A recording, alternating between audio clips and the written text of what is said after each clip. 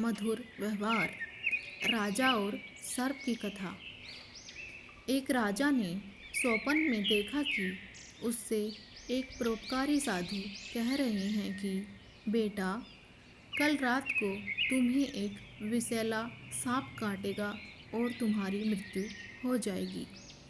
सर्प अमुक पेड़ की जड़ में रहता है, वह तुमसे पूर्व जन्म की शत्रुता का बदला लेना चाहता है।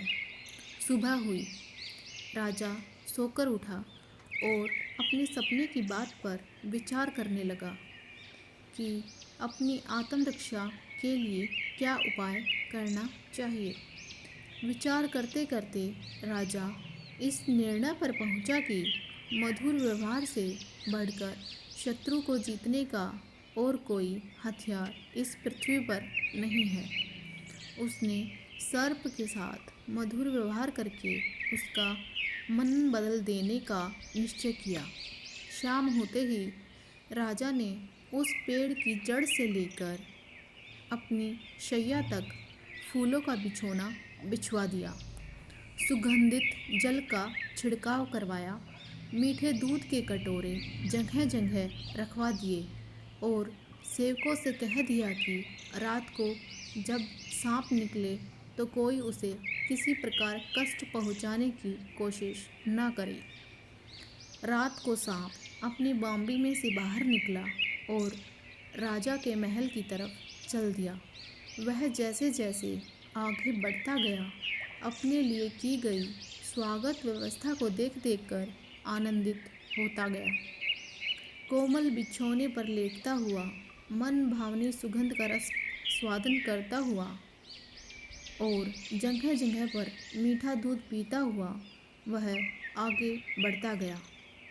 इस तरह क्रोध के स्थान पर संतोष और प्रसन्नता के भाव उसमें बढ़ने लगे। जैसे जैसे वह आगे चलता गया, वैसे वैसे उसका क्रोध कम होता चला गया। राजमहल में प्रवेश करने लगा तो देखा कि प्रहरी और द्वारपाल सशस्त्र खड़े हैं, परंतु उसे जरा भी हानि पहुंचाने की चेष्टा नहीं कर रहे हैं। यह असाधारण सा लगने वाला दृश्य देखकर सांप के मन में स्नेह उमड़ आया। सद्व्यवहार, नम्रता, मधुरता के जादू ने उसे मंत्रमुग्ध कर लिया था। कहाँ वह राजा को काटने चला था, परंतु अब उसके लिए यह करना असंभव हो गया।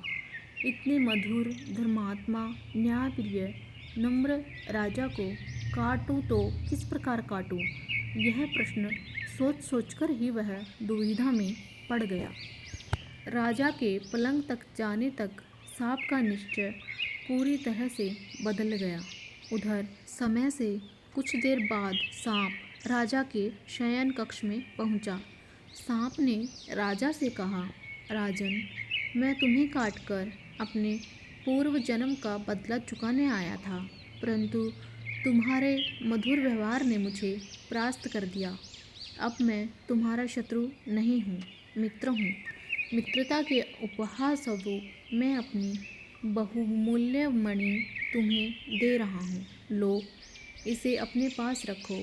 इतना कहकर और अपनी मणि राजा के सामने रखकर सांप चला गया। यह महज कहानी नहीं, जीवन की सच्चाई है। सद्व्यवहार कठिन से कठिन कार्यों को सरल बनाने का मादा रखता है।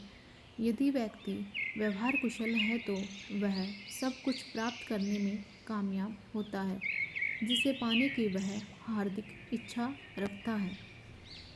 धन्यवाद प्यारे दोस्तों।